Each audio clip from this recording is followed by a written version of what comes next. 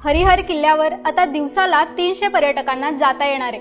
इंस्टाग्रामवर हरिहर किल्ल्यावरील पर्यटनाच्या रील्समुळे जून महिन्यात हरिहर किल्ल्यावर तुफान गर्दी व्हायला लागली। त्यातले काही हौशी पर्यटक अनुभव नसताना किल्ला चढायला जातात, जे त्यांच्या जीवावरही बेतू शकतं।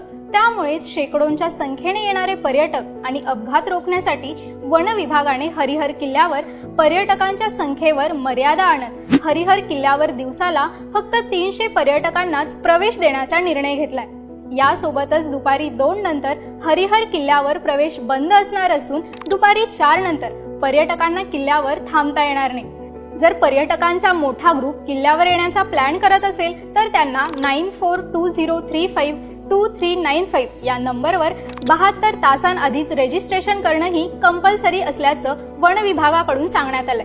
महत्त्वाचं म्हणजे किल्ल्याची कॅरिंग कॅपॅसिटी निश्चित करणारा हरिहर हा पहिलाच किल्ला ठरलाय।